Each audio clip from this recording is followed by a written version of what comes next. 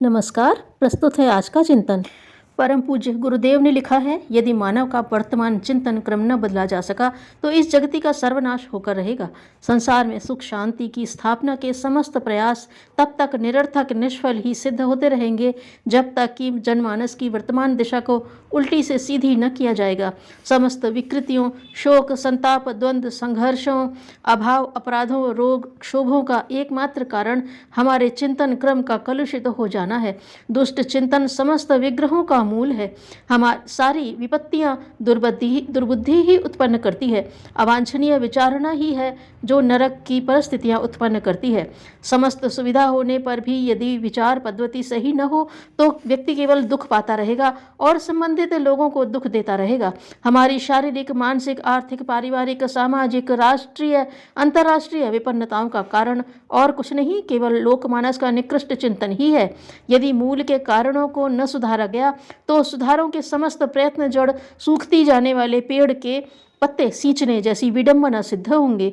इसलिए यदि वस्तुतः वर्तमान विपन्नताओं का समाधान ढूंढना हो तो इसी निष्कर्ष पर पहुंचना पड़ेगा कि संसार की विशेषतया भारतवर्ष की चिंतन पद्धति को परिष्कृत करना आवश्यक है। नैतिक और सांस्कृतिक पुनरुत्थान केवल इसी एक आधार पर संभव है।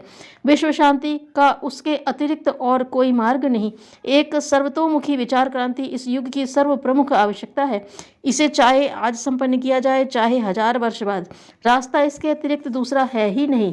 आज हम परंपराओं, मूढ़ विश्वासों, दुराग्रहों और अन्य अनुकरणों को अपनाकर अपनी जीवन दिशा निर्धारित करते हैं।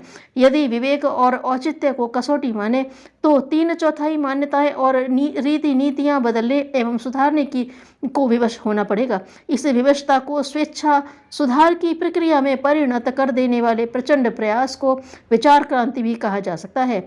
नाम जो भी हो, नारकीय वर्तमान परिस्थितियों को भावी सतयुग के रूप में बदल देने का उपाय केवल यही एक है।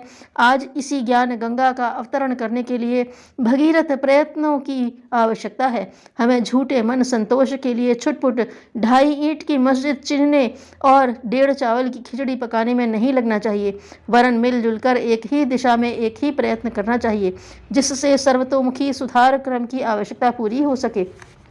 पूज्य गुरुदेव ने कहा था, आज युग देवता का महाकाल का इशारा यह है कि हमको जन जागृति के लिए काम करना है। हमको नवयुग लाने के लिए घर घर में संदेश पहुंचाना चाहिए।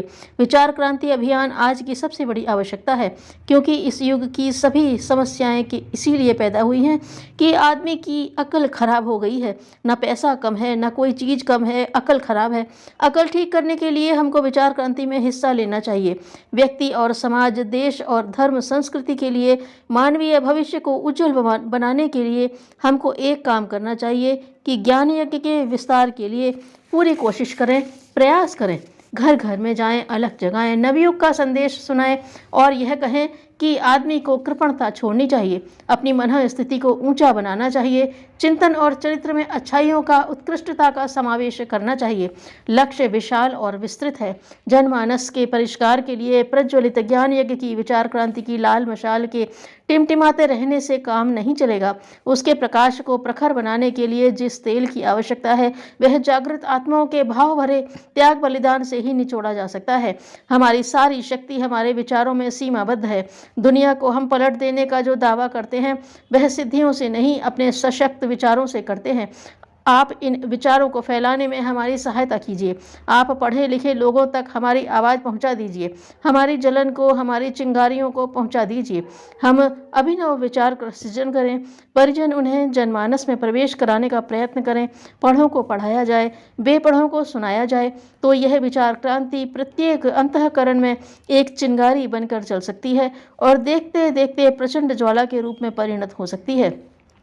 पूज्य गुरुदेव के उपरोक्त विचारों पर हम सभी गंभीरता से चिंतन मनन करें तो यही प्रेरणा मिलेगी कि गुरुदेव के प्रवचनों की आज युग परिवर्तन के लिए महती आवश्यकता है।